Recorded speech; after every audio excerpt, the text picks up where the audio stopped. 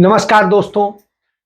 जब नफरत की राजनीति का दौर चल रहा हो तो कुछ भी हो सकता है, मगर इसी वक्त में एक नेता को श्रद्धांजलि दी जा रही है, उसको मुखाग्नि दी जा रही है और वो नेता है जिन्हें धरती पुत्र के नाम से जाना जाता है, जिन्हें नेताजी के नाम से जाना जाता है। वो मुलायम सिंह यादव। 50 साल की उनकी जो अपनी राजनीति रही है, कहीं न कहीं जनता से उन्हें बड़े प्रगाढ़ रूप से जोड़ती है और इतना तगड़ा उनको जोड़ती थी कि उनके नाम पे लोग बड़े बड़े ऐसे लोग जो हैं, कोई सांसद हो गया, कोई एमएलए हो गया, कोई विधायक होने के साथ साथ मंत्री हो गया, कोई कुछ बन गया, तमाम सारे ऐसे उन्होंने तमाम को बनाया और तमाम को बिगाड़ भी दिया। उनको भारतीय राजनीति में एक महारत हासिल थी। हालांकि दक्षिण भारत में उनका कोई वो नहीं था, उसके अलावा यदि कहेंगे बंगाल और उस क्षेत्र में पूर्वोत्तर के राज्यों में उनका कहीं कोई वजूद नहीं था, लेकिन उत्तर भारत के एक बड़े हिस्से में, क्योंकि उत्तर प्रदेश सबसे बड़ा राज्य है, 3 बार उसके मुख्यमंत्री रहे और विषम परिस्थिति, 2 बार वो समर्थन से रहे, तीनों बार समर्थन से रहे और पहली बार तो भारतीय जनता पार्टी के साथ मिलकर सरकार बनी। वही स्थिति मुस्लिम लीग और हिंदू महासभा, वही वाला कॉम्बिनेशन था।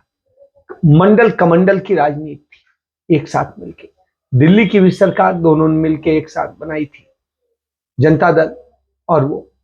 तो आप ये समझिए, उसके बाद में बसपा के साथ मिलकर बनाए और फिर तमाम सारे दलों के तोड़ फोड़ करके और उनके समर्थन से बने। तो यह है मुलायम सिंह की खासियत।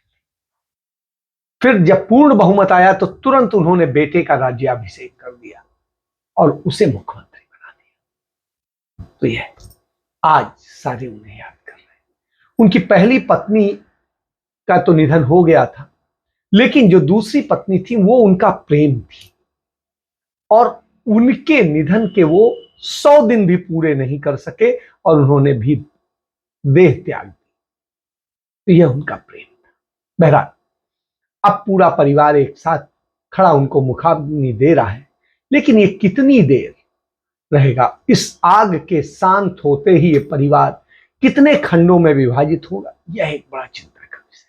बहरहाल क्योंकि नफरतों का दौर चल रहा है, नफरत का बीज बोने वाले लगातार बीज बो रहे हैं और इसलिए चिंता की जानी चाहिए। तो जब नफरतों का दौर चल रहा हो तब करनी चाहिए, क्योंकि राजनीति इस समय नफरत के उस पर चल रही है, ये सामान्य बात हो गई है। तो जब नफरत की राजनीति का दौर चल रहा हो, सामान्य बात हो गई हो, तो आप इस पर क्या कहते हैं, यह विषय है। आम आदमी पार्टी के मंत्री जो रहे हैं राजेंद्र पाल गौतम, उनके खिलाफ दिल्ली पुलिस ने एफआईआर दर्ज करने का फैसला कर लिया है, क्योंकि उन्होंने जो शपथ ली उस शपथ से लोगों की भावनाएं आहत हुई हैं, खासकर भारतीय जनता पार्टी के लोगों की भावनाएं आहत और इस कारण से वो बहुत इससे गुस्सा है और भी बहुत सारे लोगों की हुई है। तो निश्चित रूप से, क्योंकि जिस दौर में वो शपथ ली गई थी उस दौर की आवश्यकता थी, आज उसकी आवश्यकता क्यों? इसका मतलब है आप एक राजनीति कर रहे हैं, नफरत की राजनीति आप पैदा करने की कोशिश कर रहे हैं, तो निश्चित रूप से एफआईआर होनी चाहिए थी। मैं इसका समर्थक हूं, मैं इसे गलत नहीं मानता, लेकिन क्या दिल्ली पुलिस को भारतीय जनता पार्टी के सांसद प्रवेश वर्मा के खिलाफ एफआईआर नहीं दर्ज करनी चाहिए? ये साहिब सिंह वर्मा जो दिल्ली के मुख्यमंत्री थे, उनके बेटे हैं और इन्होंने कितनी बड़ी नफरत की बात की। सांसद हैं, शपथ लेके आए हैं, संविधान की शपथ, और उसके बावजूद नफरत फैलाने का काम करते हैं, एक समुदाय को खत्म कर देने, उससे बायकॉट कर देने की बात करते हैं। तो कपिल मिश्रा के खिलाफ नहीं होनी चाहिए, जिन्होंने भारतीय जनता पार्टी के भी नेता हैं, पहले आम आदमी पार्टी में थे, भारतीय जनता पार्टी में, और दोनों की नीतियां एक सी हैं। तो आप समझिए कपिल मिश्रा ने किस तरीके से क्या क्या बोले, क्या किसी से छिपे? क्या उन पे एफआईआर नहीं होनी चाहिए? क्या यूपी पुलिस को दिल्ली से सटे लोनी के विधायक नंद किशोर गुर्जर के खिलाफ एफआईआर नहीं दर्ज करनी चाहिए? उन्होंने तो सारी हदें पार कर दी। 72 घंटे से ऊपर हो चुके हैं और भाजपा के चुने हुए दिल्ली के सांसद प्रवेश वर्मा ने निहायत ही भड़काऊ और नफरती भाषण देश की राष्ट्रीय राजधानी दिल्ली में दिया है, जहां पर उन्होंने एक संप्रदाय विशेष का दिमाग कैसे ठीक किया जाए, तबीयत कैसे दुरुस्त करी जाए, पूर्ण बहिष्कार कैसे हो, इसकी बात करी है। एक और शिरोमणि है भारतीय जनता पार्टी के, नंदकिशोर गुर्जर, लोनी से विधायक हैं, वो 2 हाथ आगे और बढ़ गए हैं। वहां पर चुन चुनकर मुसलमानों को मारने की भी बात की गई है। अब सवाल यह है कि ये लोग ऐसा क्यों करते हैं, क्योंकि इन्होंने पहली बार ऐसा नहीं किया। दिल्ली दंगों के दौरान भी प्रवेश वर्मा ने निहायत ही घटिया बातें बोली थी। ये ऐसा इसलिए करते हैं क्योंकि इनको लगता है कि भारतीय जनता पार्टी में आगे बढ़ने के लिए, सफल होने के लिए ये सबसे सटीक रास्ता है। अनुराग ठाकुर को ही देख लीजिए, मंच से उन्होंने नारे लगवाए और उसके बाद कैबिनेट मंत्री बन गए। प्रधानमंत्री खुद 80-20 कपड़ों से पहचान लेते हैं, शमशान कब्रिस्तान करते हैं, तो लोगों को लगता है यही करना ठीक है, इसी से आप आगे बढ़िएगा। लेकिन सवाल यह उठता है कि दिल्ली पुलिस 72 घंटे बाद किस मुहूर्त का इंतजार कर रही है? दिल्ली पुलिस आखिर क्या सोचकर चुपचाप बैठी हुई है? दिल्ली पुलिस जो बाकी लोगों के खिलाफ एक्शन करती है, यहां पर एक्शन क्यों नहीं कर रही है? कोर्ट इसका संज्ञान क्यों नहीं ले रहे? भारतीय जनता पार्टी इस नफरत के ही बूते खड़ी है। आपको साध्वी प्रज्ञा का याद होगा, जो अपने आप को साध्वी कहती है, असल में नफरत की वो है। और वही क्यों, जिन जिन इनके यहां की साध्वियों की बात करोगे, वो सब नफरत फैलाने का खेल करते हैं। तो यह स्थिति। फिर चलिए, ये तो अपनी राजनीति के लिए कर रहे हैं, लेकिन क्या सुप्रीम कोर्ट किसी, अब उसके लिए शब्द क्या कहें, किस कीड़े की तरह हो गया है जो एक दिशा दिखाने पर चलता है, शेष बाकी उसे नफरत नहीं दिखाई देती है। और जो तमाम संवैधानिक आयोग हैं, संवैधानिक संस्थाएं हैं, वो क्या इस पर संज्ञान लेंगी? नहीं लेंगी। न सुप्रीम कोर्ट लेगा, न बाकी कोई लेगा। और देश की राजधानी में यह सब हो रहा है, पुलिस तो कुछ करती नहीं। पुलिस तो बिल्कुल पालतू बन गई है, और इतनी पालतू बन गई है कि उसको तो कुछ और दिखता ही नहीं है, वही दिखेगा जो भारतीय जनता पार्टी के नेता और मंत्री दिखाएंगे। इस दशा में हो तो आप बताइए क्या करेंगे? और क्लीन चिट देना जानती है वो, कभी धोखे से कुछ हो गया होगा तो उन्हें कैसे बचाया जाए, इस पर वो जोर लगाती है। तो दिल्ली पुलिस ऐसी तो न थी, लेकिन आज है। तो इस स्थिति में वही भगवा जो ओढ़े हुए तमाम सारे जो सनातन धर्म की बात करने वाले हैं, उन जाहिल बाबाओं पर क्या कार्रवाई होगी, जो नफरत के लिए हर वो हद पार करते हैं जो आप कल्पना नहीं कर सकते। जबकि सनातन धर्म तो सबको जोड़ना सिखाता है। ये धर्म है जो सबके धर्म के मूल में जोड़ना है, लेकिन ये तोड़ने का काम कर रहे हैं। क्यों? क्योंकि सत्तारूढ़ दल भारतीय जनता पार्टी इन्हीं नफरत के बूते खड़ी है, और जब ये खड़ी हो तब आप कुछ। दूसरी तरफ भारतीय जनता पार्टी हो या तृणमूल कांग्रेस जो ममता बनर्जी की पार्टी है, या आम आदमी पार्टी जो अरविंद केजरीवाल की पार्टी है, ये नूरा कुश्ती लड़ा करते हैं। और इनके बीच में ऐसी नूरा कुश्ती चल रही है जैसे कि आजादी के आंदोलन के दौरान मुस्लिम लीग और हिंदू महासभा की नूरा कुश्ती। दोनों एक दूसरे पर खूब हमला बोलते थे, तमाम बातें करते थे, तमाम राष्ट्र बांट देने की बातें करते, सब करते थे। लेकिन सिर्फ 3 जगह सरकार थी जो गैर कांग्रेसी सरकार थी, और वो सरकार हिंदू महासभा और मुस्लिम लीग मिलकर चला रहे थे। अब आप समझिए, यही भारतीय जनता पार्टी के जो पूर्वज हैं, वो इस तरह से सरकारें चला रहे थे। एक तरफ कट्टर मुस्लिम, एक तरफ कट्टर हिंदू। और ये कट्टर वाले जो हैं, यही देश के लिए सबसे घातक है, क्योंकि कट्टर कोई भी हो, वही देश को दुख देता है, वही देश को तोड़ता है और वही बर्बाद करता है। यही वजह है कि ये जब हम प्याला हम निवाला होते हैं और वैसे दिखाते हैं, हर सुख सुविधा लेते हैं, चार्टर्ड प्लेन से चलते हैं, करोड़ों की गाड़ियों से चलते हैं, 2-2 राज्यों की जेट प्लस सिक्योरिटी लेते हैं, और उसके बाद कहते हैं मैं आम आदमी पार्टी हूं। तो यह खेल चल रहा है। जब यह खेल चल रहा हो तो सवाल उठता है कि राजनीति कहां जा रही? क्या बाप बदलने की राजनीति चल रही? क्या चल रहा है? दूसरा सवाल, इस नफरत के खेल में फंसकर कब तक हम देश को बर्बाद करते रहेंगे? देश की बर्बादी जो हो रही उसे छिपाने के लिए हम नफरत का पर्दा डालेंगे, और इस नफरत के बदले किस तरीके से भारत पर देशी और विदेशी दोनों तरह का कर्ज लगातार बढ़ता जा रहा है, रुपया लगातार गर्त में जाता जा रहा है, और हमें कर्ज अदा करने के लिए हमारे पास पर्याप्त धन तक नहीं बचा है। राजनीतिक नफरत पैदा करके कौन सा खेल खेला जा रहा है? क्या हम तमाशाई ही बने रहेंगे? हम कुछ नहीं बोलेंगे? हमारी जिम्मेदारी नहीं है? ये पैसा हमारा है, देश हमारा है, सब कुछ हमारा है। जो राज करने वाले हैं वो हमारे बूते राज कर रहे हैं, जो खर्च कर रहे हैं हमारी जेब से निकाल के कर रहे हैं, हम पर रोज रोज नए नए टैक्स लादे जा रहे हैं। और ऐसी स्थिति में आप समझ सकते हैं क्या खेल होगा। तो चलिए शुरुआत करते हैं। स्वर्गीय मुलायम सिंह जी को श्रद्धांजलि अर्पित करते हैं, खिराज अकीदत अर्जित करते हैं, और हिंदुस्तानी सियासत के सबसे ज्यादा अब जो है मजबूत दौर के एक नेता जो समाजवादी विचारधारा को रखते थे वो चले गए। इतिहास में एक फुल स्टॉप लग गया है और नए चैप्टर की शुरुआत। अब क्या होता है नया चैप्टर पता नहीं आज, लेकिन उनकी मौत पर वो लोग आंसू बहा रहे हैं जो मुलायम सिंह यादव जी को मुल्ला मुलायम कहा करते थे, मौलाना मुलायम कहा करते थे, कसाई कहा करते थे, अयोध्या का हत्यारा कहा करते, न जाने क्या क्या कहा करते थे। आप समझ सकते हैं।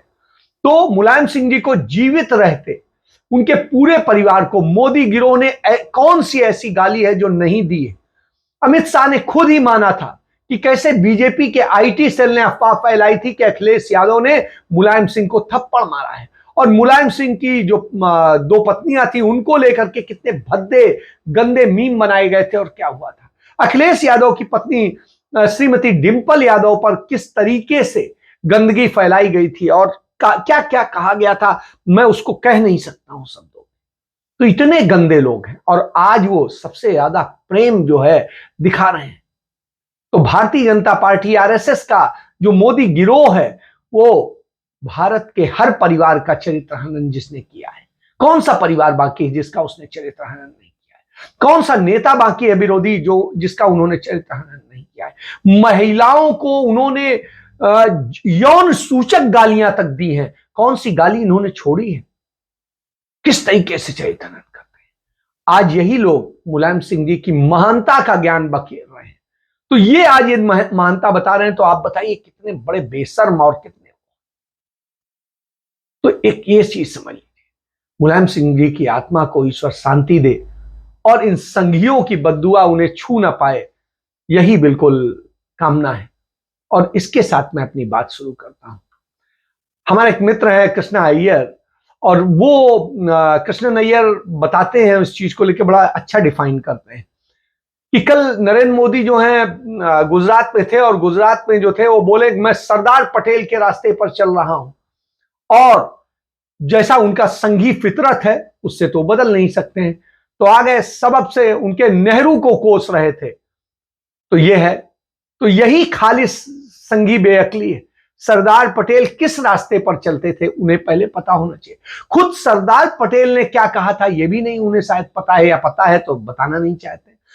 उन्होंने कहा था कि महात्मा गांधी के दिखाए जिस रास्ते पर जवाहरलाल चल रहे हैं उस सफर में मैं जवाहरलाल के साथ चल रहा हूं। जवाहरलाल मेरे नेता हैं, और भारत में जवाहरलाल जैसा व्यक्तित्व ही पीएम बन सकता है, और वो हमारे देश के लिए सौभाग्य का विषय है। और उन्होंने पंडित नेहरू को जो चिट्ठी लिखी थी उसमें लिखा था, मेरे अशेष जीवन के लिए संपूर्ण सेवाएं और वफादारी आपको प्राप्त होगी, मतलब मरते दम तक प्राप्त। इतनी बड़ी बात उन्होंने कही थी, और कहा था आप हमारे नेता हैं। तो मोदी जब जवाहरलाल नेहरू के रास्ते उनको गाली देने की बात करते हैं और पटेल का महिमा मंडन करते हैं, तो वो पटेल को ही सीधे सीधे गाली देते हैं।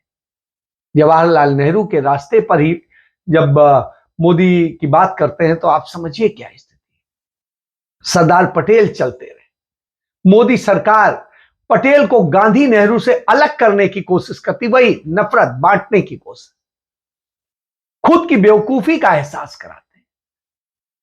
मोदी की जो फिक्र है पूरी, जो बुनियादी उनकी बौद्धिकता है, वो कभी भी भरोसा करने काबिल नहीं रही। ऐसा महसूस होता है कि उनमें बौद्धिकता असल में है ही नहीं, और इसीलिए वो बेअक्ली की बातें करते हैं।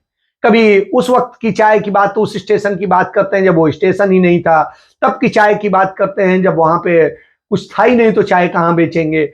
उसके अलावा वो तब बात करते हैं कि जब वो पता नहीं कहां जाके उसको पकड़ लेते हैं, मगरमच्छ के मुंह से बॉल ले आते हैं, और जाने क्या क्या कहानियां गढ़वाते हैं और उसकी बताते हैं, उसकी किताब भी बनवाते हैं। अपने नाम का खुद ही बना लेते हैं स्टेडियम और उसका उद्घाटन कर देते हैं। वो मायावती से भी ऊपर निकल गए। तो आप साहब ये समझिए, ये इनका, और इस जाहिनियत का एक प्रधानमंत्री हो तो आप समझ सकते हैं क्या हालत है। तो रोज वो बाप बदलते हैं। अब उनसे पूछिए कि आपका बाप आरएसएस का है या भाजपा का है, कांग्रेस का है, किसका है? क्योंकि आप तो जहां पहुंचते हैं वहीं के व्यक्ति को अपना बाप बना लेते हैं। तो ये बढ़िया, और यही चीज शायद महाराष्ट्र में समाज उससे शिवसेना उन्हें गद्दार कहती है। शिवसेना के जो गद्दार हैं एकनाथ शिंदे, वो यही काम कहते हैं। शिंदे बाला साहब ठाकरे को अपना बाप कहते हैं, कहते हैं वो मेरे पिता थे। भैया हमारे यहां तो यही कहा जाता है, एक बाप की औलाद हो। मेरी मां भी कई बार कहती थी, एक बाप की औलाद हो तो बता। तो वही स्थिति है कि एक बाप की औलाद हो ही नहीं पा रहे हैं, तब दो दो तीन तीन चार चार बापों की औलाद है। तो अब समझ में नहीं आता कि अब यही फैशन बन गया है कि कितने बाप होंगे, या दूसरों के बाप को चोरी कर अपना आप असली बेटा बनने का ड्रामा करेंगे। तो दूसरों के बाप को चुरा कर अपने बाप बनने की रिवायत किसने शुरू करी? संघियों ने शुरू करी, क्योंकि इनके बापों के जो चरित्र थे वो बहुत गंदे थे। ऐसी स्थिति में उन्होंने क्या किया? कांग्रेस के नेताओं को, जिनको आप गालियां देते हैं, उन्हीं को अपना राजनीतिक बाप बना लिया। जैसे कभी गांधी जी को, कभी सरदार वल्लभ भाई पटेल को, कभी नेताजी सुभाष चंद्र बोस को, कभी लाल बहादुर शास्त्री को, कभी किसी को, कभी किसी को, इसी तरीके से। मतलब सारे बाप जो है संघियों के कौन हो गए? कांग्रेस के वो लोग जो मरते दम तक कांग्रेसी। आजादी के जिन महानायकों की आरएसएस और हिंदू महासभा ने मुखबिरी की, आजादी का विरोध किया, उन्हें ही अब बाप बना रहे हैं। तो अब आप समझिए, शहीद भगत सिंह, शहीद चंद्रशेखर आजाद, या जो जितने शहीद हैं, उन सब के खिलाफ मुखबिरी की इन्होंने, और अब उन्हें अपना बाप बनाते हैं, उनको पूछते हैं, उनको दिखाते हैं कि हम साथी हैं। तो ये स्थिति है। तो ये जब बदलने का क्रम चल रहा हो, तो बाप चुराना एक रोग जैसा बन चुका है, और यही हो रहा है। और एकनाथ शिंदे ने भी वही कर लिया, क्योंकि अब इनके साथ आ गए तो उनके बाप हो गए। तो लोग गुरु कहते थे, ये बाप बनाते हैं। तो बाला साहब ठाकरे का नाम, उनकी विरासत, उनकी पहचान उद्धव ठाकरे की है, लेकिन एकनाथ शिंदे जो है उनको चुरा करके तो ये कर रहे हैं। तो एकनाथ शिंदे को मोदी सेना, शिंदे सेना बनाने का एक जो पूरा चल रहा है, वो आप समझ लीजिए। तो शिवसेना परिवारवादी पार्टी रही है, आरएसएस बीजेपी परिवारवाद के खिलाफ रही है। तो फिर ये कैसे हो सकता है? खुद के बाप यानी राजनीतिक विचारधारा, लेकिन परिवारवाद आज सब जगह घुस गया। और कांग्रेस में तो उतना परिवारवाद नहीं रहा, बल्कि उन पार्टियों में ज्यादा हो गया जो परिवारवाद के खिलाफत करते हुए खड़ी हुई थी। तो आप समझ लीजिए अब किसका कौन बाप है, ये खोजना पड़ेगा। दूसरी तरफ एक और है जो अपने आप को मतलब बेटा ही कहता था, कभी आरएसएस, और उसका क्या कहते हैं, जिस तरीके से आंधी, नया आधुनिक आंधी है, नया गांधी है, और ये सब करता था। तो जब ये होता था दिल्ली में, तो उस समय अरविंद केजरीवाल। तो आजकल आम आदमी पार्टी और भारतीय जनता पार्टी की नूरा कुश्ती चल रही, जो आपस मिलकर लड़ी जाती। दो पहलवान आपस में मिलकर लड़ते हैं, तय कर लेते हैं कि एक बार हम तुम्हें चित करेंगे, फिर कैसे होगा, फिर हम ऐसे करेंगे, दूसरे पहलवान जो है मैदान से आउट हो जाएंगे, और हम दोनों फिर ऐस मारेंगे। तो आप समझ लीजिए, तो वही खेल आजकल चल रहा है आम आदमी पार्टी और भारतीय जनता पार्टी में। आम आदमी पार्टी और इसका खेल इस तरीके से है कि केजरीवाल अब आया लपेटे में, बस अब तो चित हुआ, हुआ ना कुछ है नहीं, क्योंकि खुद केजरीवाल भी अंदर खाते वही कर रहे हैं जो वो चाहते हैं, वही एजेंडा तय कर रहे हैं। तो ये 20वीं 21वीं सदी की जो राजनीति है, उसमें यह है कि पक्ष भी हमारा हो, विपक्ष भी हमारा हो, और इस तरीके से करके कैसे बाकी सबको खत्म कर दिया जाए। और इसमें सबसे बड़ी भूमिका अदा कर रहा है लोकतंत्र का तथाकथित चौथा स्तंभ, जिसे TV media, print media, channel और ये सब जो कहते हैं। तो ये स्थिति, तो पत्रकारिता सबसे बड़ी वेश्या बन गई है। आज मैं ये शब्द इस्तेमाल कर रहा हूं, वेश्या बन गई। और वेश्या भी वफादार होती है, लेकिन ये तो उससे भी गए गुजरे लोग। तो आप इससे समझिए, तो मीडिया पर पूरी तरीके से, इसीलिए सरकार मेहरबान है, केजरीवाल मेहरबान है, दोनों मेहरबान, दोनों की सरकारें मेहरबान है, ये आप समझिए। और मोदी, केजरीवाल या मोदी के खिलाफ भी बोले तो अपने नियमित प्रोग्राम रोक कर टीवी चैनल दिखाने में लग जाते हैं। और पिछले कुछ महीने में ये बहुत ज्यादा बढ़ गया क्योंकि चुनाव का समय है। अभी गुजरात का चुनाव में किस तरीके से उन्हें कवरेज दी जाए, इसके लिए पूरा एक वो होता है, और इसके लिए कोई वो नहीं है। गुजरात का सर्वे आया, उसमें जिस तरीके से दिखाया गया वोट शेयर का और सब कुछ बताया गया कि बीजेपी 47% वोट शेयर मिल रहे हैं, कांग्रेस को 32% मिल रहे हैं, दूसरी आम आदमी पार्टी को सीधे 17% वोट हासिल हो रहे हैं, और ये सब है।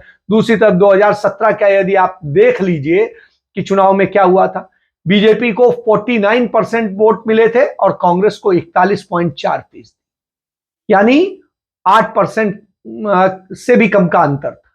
और उस स्थिति में यदि कांग्रेस का इस समय इतनी ज्यादा एंटी इनकम्बेंसी है, यदि कांग्रेस और भाजपा में सीधी टक्कर होती तो निश्चित रूप से भारतीय जनता पार्टी इस बार परास्त हो जाती। चंद वोटों की जरूरत थी, चंद परसेंट, लेकिन वही वोट काटने के लिए वहां आम आदमी पार्टी को पूरी ताकत के साथ उतार दिया गया। चार्टर्ड प्लेन से लेके सब कुछ यूज हो रहे हैं और जाके वहां आम आदमी खुद को बताते हैं। तो ये स्थिति है। तो इन वोटों के छिटकने का खेल कैसे हो, इसके लिए पूरा काम किया जाता है और इसको आपको समझने की जरूरत है। और यही काम तृणमूल कांग्रेस भी करती है।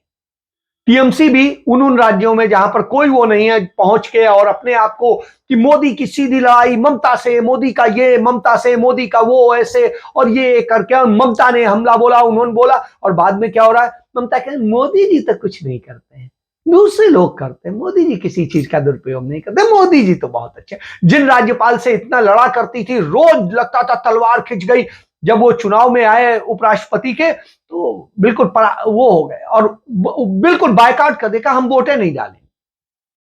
तो आप समझिए कि ये खेल है। तो इस तरह से क्रिएट करते हैं और बाद में उसी को जिताने के लिए खड़े हो जाते हैं। तो इस तरह की ये खेल चल रहा है और नतीजा क्या है कि अभी आने वाले समय में गुजरात, राजस्थान का चुनाव है, वो उसके छत्तीसगढ़ का चुनाव है, उधर हिमाचल का चुनाव और गुजरात का चुनाव की प्रक्रिया चली रही है। तो ऐसी स्थिति में एक भाजपा का मुख्य विपक्ष ये दिखा करके अपने आप को खड़ा कर ले, जिससे भारतीय जनता पार्टी की जीत सुनिश्चित हो जाए और जहां भाजपा ना आ सकती हो वहां आम आदमी पार्टी आ जाए, लेकिन कांग्रेस नहीं आनी चाहिए। कांग्रेस मुक्त भारत कैसे बनेगा, यही तरीके। टीएमसी आ जाए, कोई भी आ जाए, कांग्रेस नहीं आनी चाहिए। केसीआर आ जाए, कांग्रेस नहीं आनी। कांग्रेस से ही टूट के निकले लोग सत्ता में आ जाएं, वो इंडियन नेशनल कांग्रेस ना कहलाएं, तो आप मंजूर हैं। आज आधे से ज्यादा भारतीय जनता पार्टी कांग्रेस ही है, उसमें कांग्रेस के गद्दार गए हुए हैं और गद्दारों के बूते भारतीय जनता पार्टी खड़ी या नूरा कुश्ती के बूते खड़ी।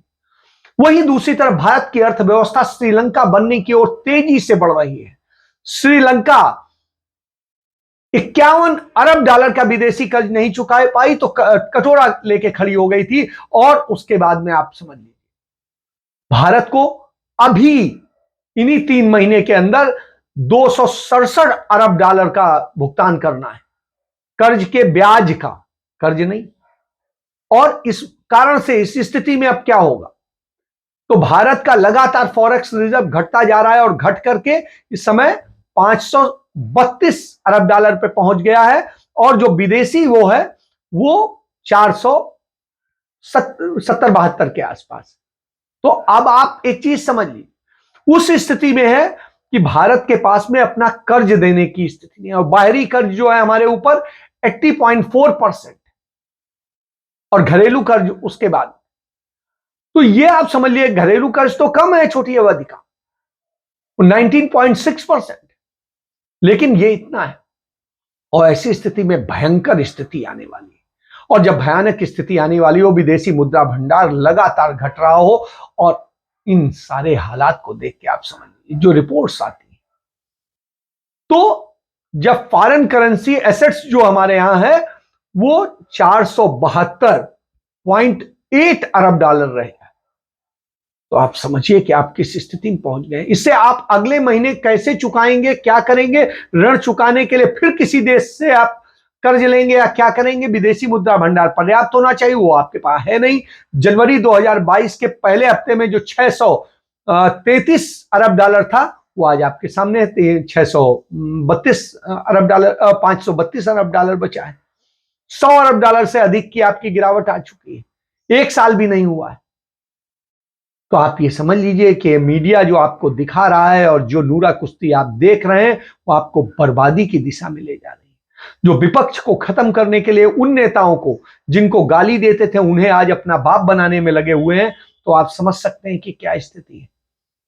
तो जो मंदी का दौर था उसमें भी किस तरीके से भारत ने निपटा था, क्योंकि उस वक्त जो कर्ज था, कर्ज के अनुपात में भारत का विदेशी मुद्रा भंडार तकरीबन 140% के आंकड़े से ऊपर था। और आज क्या है, आज -85% के आसपास। तो आप इससे समझ लीजिए देश कितनी तेजी से बर्बादी में जा रहा है।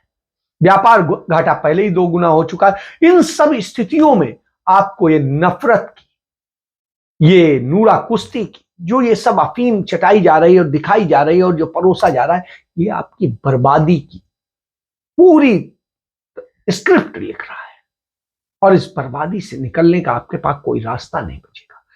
मैं बार बार कहता हूं, आपके बच्चे बेरोजगार घूमेंगे, अनपढ़ गंवार घूमेंगे, क्योंकि स्कूल्स भी प्राइवेट लोगों के हाथों में दिए जा रहे हैं, सब कुछ दिया जा रहा है, बेचा जा रहा है। और ऐसे अदानी अंबानी जैसे तमाम कॉर्पोरेट समूहों को बेजा लाभ दिए जा रहे हैं। मैं उसके खिलाफ नहीं हूं, यदि वो सही व्यापार करते हैं तो प्रतिस्पर्धा के आधार पर करने दीजिए, लेकिन उन्हें बेजा दिया जा रहा है। अभी आप देखिए जेपी के ग्रुप को अदानी कब्जाने जा रहे हैं, उसे भी कब्जाने।